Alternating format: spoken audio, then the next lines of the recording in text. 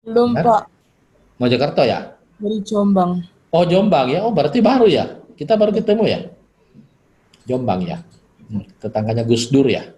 Iya. Iya, tetangga Gus Dur ya. Ya.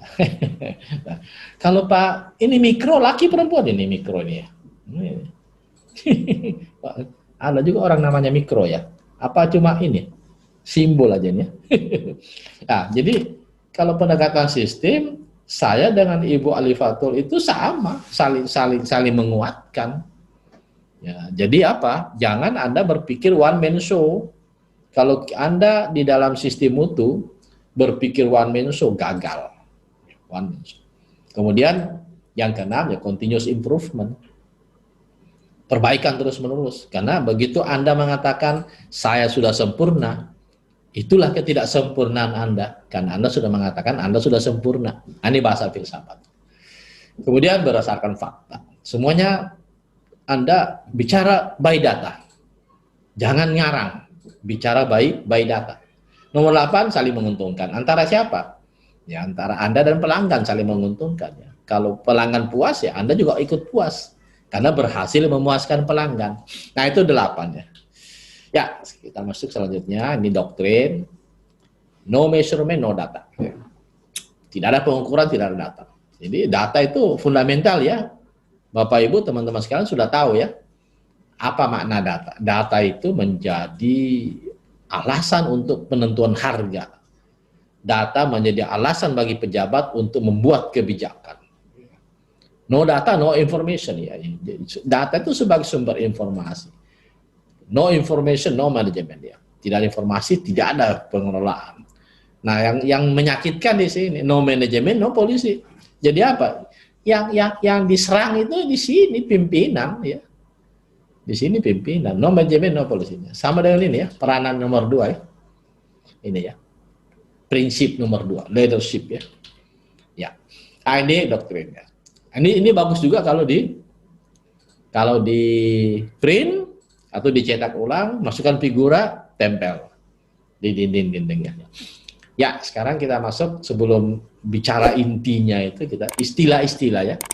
Ada istilah fundamental di ISO itu. Yang pertama, customer satisfaction, kepuasan pelanggan.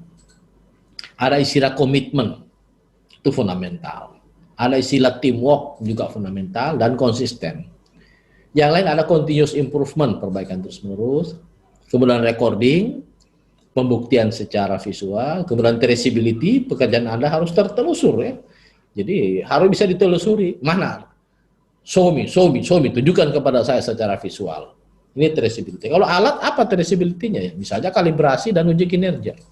Kemudian istilah yang fundamental lain adalah customer expectation, ya, harapan-harapan pelanggan.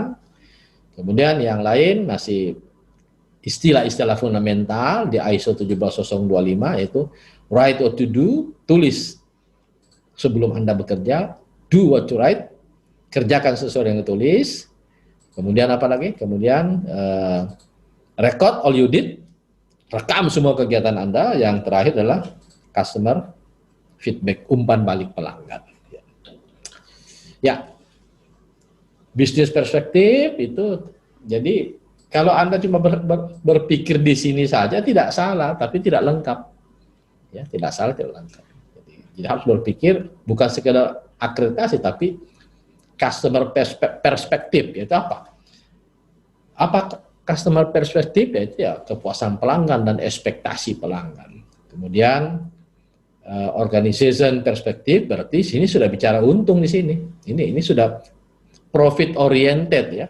Kalau Anda lab Pemda ya berarti sudah bisa memberikan kontribusi pada peningkatan PAD ya. Kalau Anda lab swasta ya berarti sudah bisa memberikan kontribusi terhadap keuntungan organisasi. Nah, ini gambaran umum tentang bisnis di 17025. Ini lewatin saja. Nah, ini Bapak Ibu sekalian, teman-teman sekalian, tadi kan kita cuma sampai di sini ya. Ya, customer expectation ya.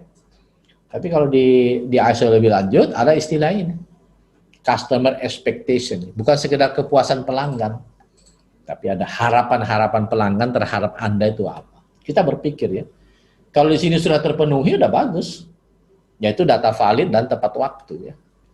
Data valid tepat waktu, tapi Anda harus berpikir, the next-nya itu harapan pelanggan apa? Nah, itu maknanya customer expectation ya. Customer expectation ini adalah bagaimana kita menangkap dalam rangka untuk lebih memuaskan kepada pelanggan ya. Untuk lebih memuaskan kepada pelanggan. Nah, kalau semua itu sudah terjadi ya, kesimpulannya di sini Bapak Ibu sekalian. Anda mendapatkan pengakuan pihak independen akan kesesuaian sistem dan selalu menghasilkan data yang valid, kemudian Anda mendapatkan pengakuan tentang jaminan kepercayaan. Jaminan kepercayaan di mana? Dari 3 lokasi, yaitu di sini. Ini jaminan kepercayaan. Pengakuan kompetensi dari KAN, ini nasional, ini regional, ini ILAC. Melalui apa, Bapak Ibu sekalian? Melalui mata rantai MRA. Ada istilah MRA yaitu Mutual Recognition Agreement. Ada juga mengatakan Mutual Recognition Arrangement, MRA. Tapi intinya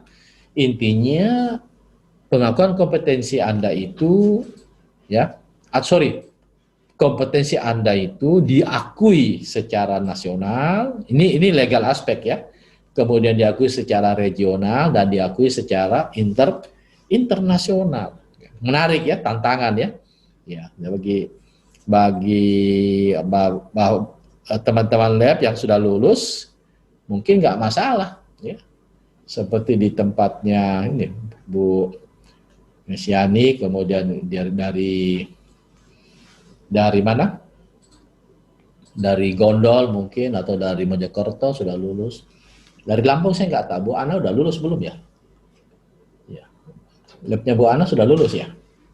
Dari Lampung, dari tempatnya Pak, siapa namanya? Pak, siapa tadi yang laki-laki tapi nama perempuan ini? Pak, siapa namanya? Pak Restu ya, Pak Restu. Mungkin saya nggak tahu sudah lulus belum ya. Jadi tantangan ya. Jadi ini tantangan dan harapan yang menarik ya. Jadi Anda punya peluang untuk naik tingkat nasional, regional dan internasional. Nah, ini laporan terakreditasi. Ini contoh apa namanya simulasi bisnisnya saja ya.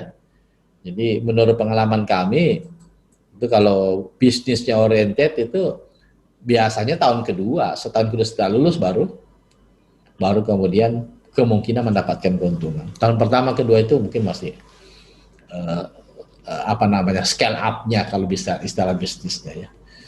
Ya, ini konsensus. Jadi yang dikonsensuskan Bapak Ibu sekalian, nanti kita masuk satu persatu ya. Jadi kepala 4 ini konsensus ya, yaitu tentang persyaratan general. Kemudian kepala 5 itu persyaratan struktural. Kemudian ini kepala 6 persyaratan sumber daya.